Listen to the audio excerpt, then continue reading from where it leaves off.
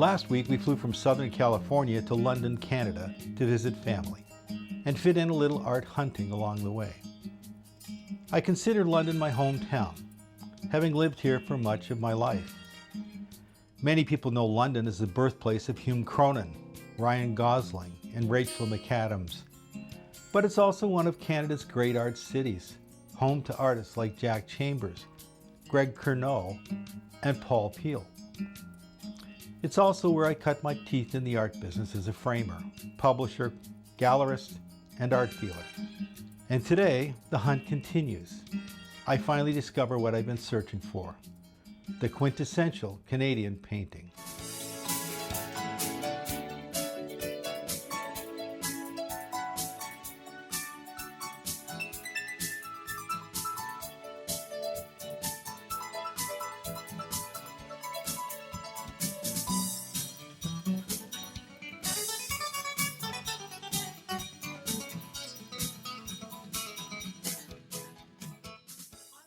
Well, let's just go have a look around Cobbletog Antiques.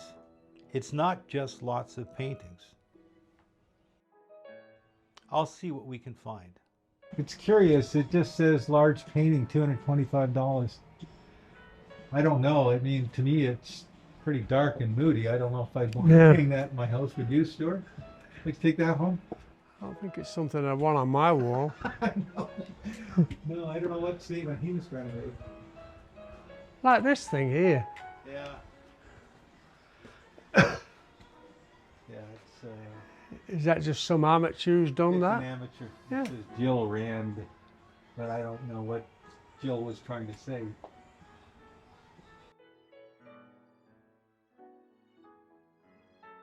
And that's an old painting, antique. They want $1,290 for that. Oh, So you know something I don't know. Yeah, plus it's damaged. It's very damaged. Look at the hole in the painting. I can see these stretcher bar impressions around it. Tons of cracked. Another damaged spot there. Windmills, that's 19th century Dutch. If that was restored though, the varnish is yellowed. I mean, it would just be beautiful if it was fully restored. But I'm not looking for something that's $1,290. It's not Canadian. It's a very nice work right there. Huh.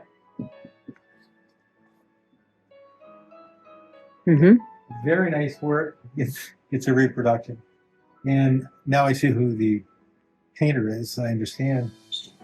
It's Robert Wood, who made literally and sold literally with Donald Art back in the mid 1900s, millions of those reproductions.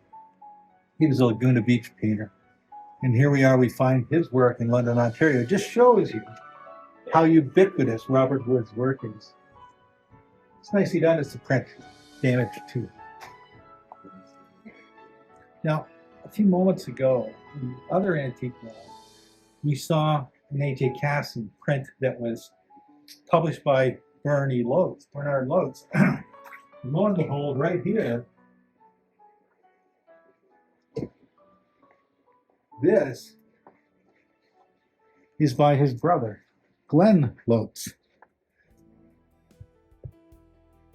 You may not remember, but before the big wildlife craze in the 80s and 90s, Glen Loates was the preeminent wildlife painter in Canada. I think they even made postage stamps from some of his work. Very interesting. And right over there, on the other wall, there is a print by his brother Bernie. Now we're getting close to the typical Canadian piece I'm looking for. That's interesting. It's a waterfall somewhere. It's by someone by the name of Newford. J.S. Newford. Nice. That's an oil. Nevert. Newford, or something like that. That's description on the back. Mackenzie River Falls. Painted 1959, $42. And there's a description here. That's a nice little piece. Now we're getting very close to our typical Canadian, right? Oh, See this wilderness, lots of paint, nice scene. Pretty good. $42, you can't go wrong.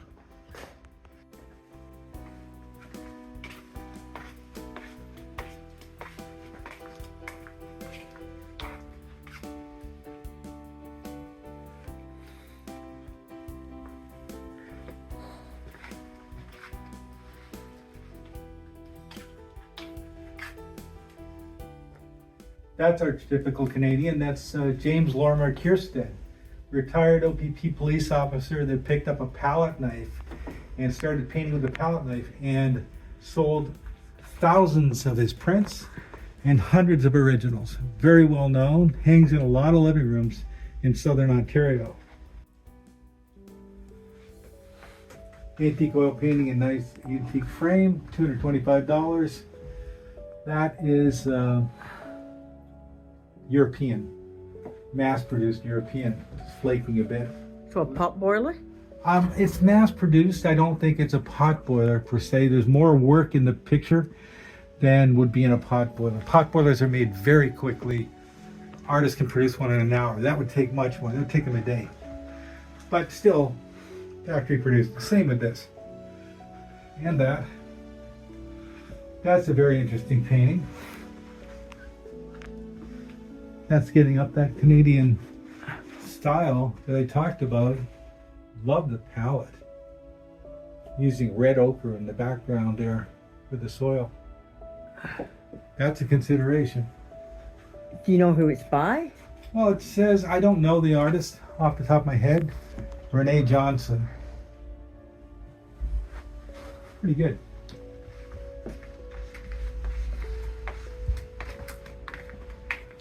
So, interesting. Look right here. A few minutes ago, I just said the preeminent Canadian wildlife artist before the big wildlife boom was Glen Loates. And here's a book on him by the Canadian author Paul Duval. The Art of Glen Loates. Now that's good because I want to see if I can find a signature by Glen. Well, here it's just G. Loates. Yep.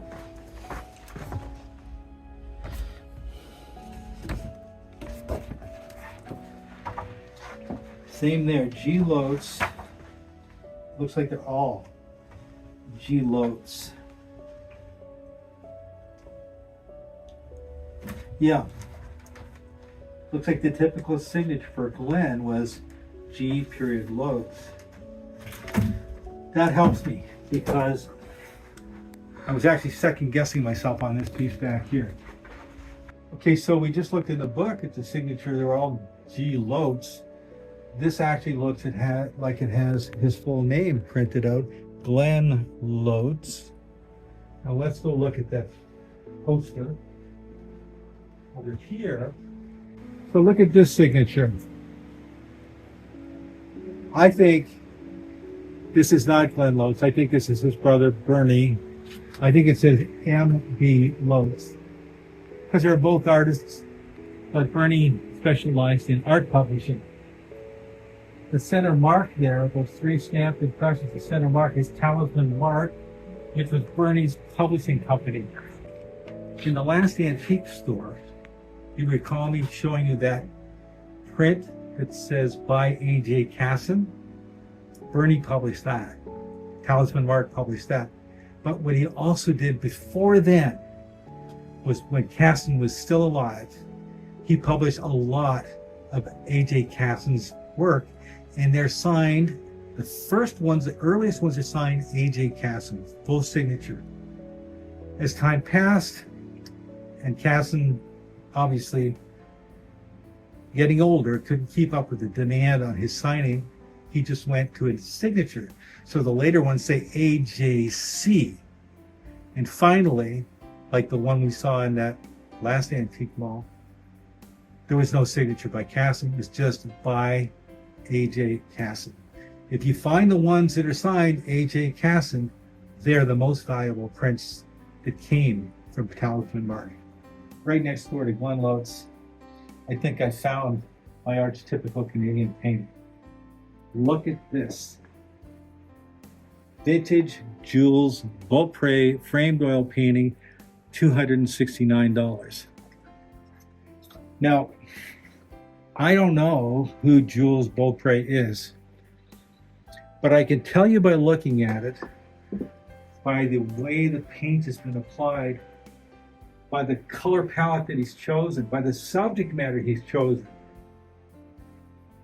and by the name, I think this painting is by an artist from the Quebec school.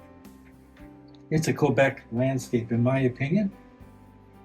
This is archetypically Canadian. As I said, I'm not quite sure who Jules Beaupre is, but somebody thought he was important because they put a brass plate with his name right on the bottom of this frame. This painting is our hidden masterpiece today. I'll find out more about Jules Beaupre, but for now, let's go buy this painting. Oh, it's heavy too. Looking back, it seems extraordinary that one relatively small Canadian city could produce artists like Jack Chambers, Greg Cournot, and Paul Peel. Their work helped define Canadian art, yet all three died tragically young. Chambers from leukemia, Cournot in a cycling accident, and Peel from tuberculosis. I often wonder what Canadian art might have looked like had they lived longer. London gave me my own start in the art world, and perhaps that's one reason I still think of it as home. If you'd like to go deeper than what I share here on YouTube, visit johnsumner.com/insider. Join my email list and I'll share upcoming projects with you and private releases before they're announced publicly. johnsumner.com/insider.